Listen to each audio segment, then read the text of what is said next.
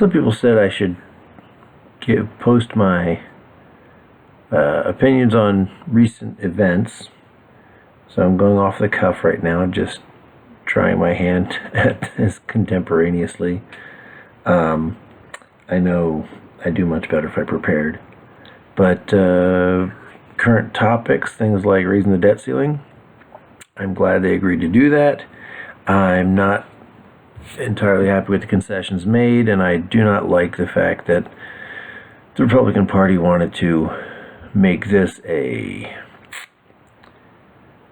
negotiation tactic, especially when the debt ceiling is to pay for things that have already been spent, money we've already spent, and some of that probably comes from the last administration when they raised the debt ceiling when they felt like it was okay because they were in power.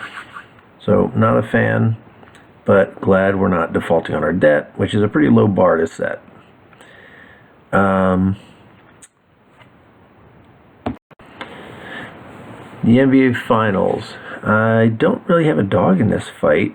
I've always appreciated the Heat. Seems like a quality organization. I like Jimmy Butler a lot, and I was really sad that Philadelphia chose to pay Tobias Harris instead of keep him. That seemed dumb. Unless there's something they're not telling us. Maybe he told them, don't even bother, I'm not going to stay. But I sure would have liked to seen him and Embiid play for a few years together. I do like Jokic, and I do like Jamal Murray, and Michael Porter Jr. I think that's a really solid team out there. So I guess if I had to pick, I would say I'm hoping that the Nuggets go out and go get themselves their first ring. They play hard. They play an exciting brand of ball, and I hope I can watch all of the finals games. And lastly, Ukraine. Having had a Ukrainian exchange student, I'm definitely biased in favor of Ukraine and peace, and not wanting to see Russia prevail in this invasion. I'm really glad that they've been able to hold their own as much as they have. They've lost some of the land in the east there in the Donbass, but it sounds like if all the reports we're getting are accurate, that they've been shooting down a lot of the missiles that have been attacking Kyiv and other places. Unfortunately, it's not all of them, and we still are seeing casualties. But I don't really like this strategy of some of these attacks that are now happening in Moscow and across the border. I'm afraid that type of thing risks escalation. And obviously you can say, well, escalate what? They've already invaded them. I'm concerned that at some point, if they feel really threatened, that they could do something really stupid like use a tactical nuke or something. So I would prefer that they stayed in there. I think that this also may jeopardize some of the goodwill that people feel towards Ukraine if they feel like at some point they are attacking civilians or going on the offensive in Russia. I do have concerns about upcoming elections and how that would affect the United States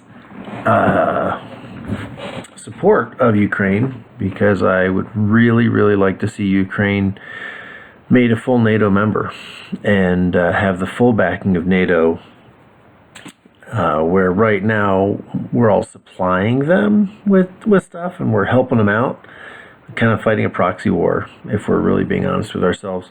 But I support it. I stand with Ukraine. Slava Ukraini.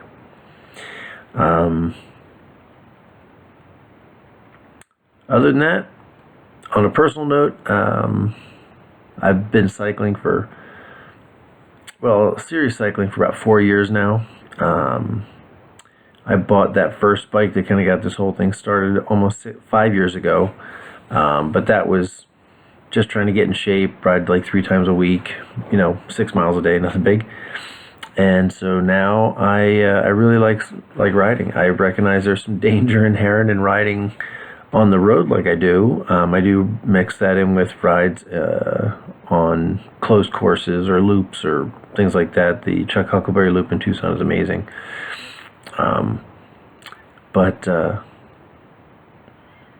hope my family knows how much I love them, and that regardless of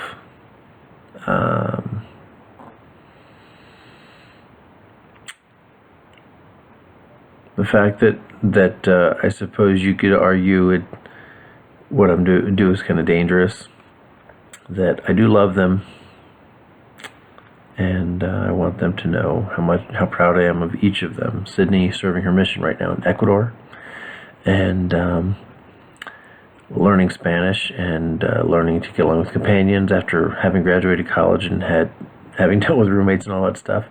I'm really, really proud of her and all the progress she's made.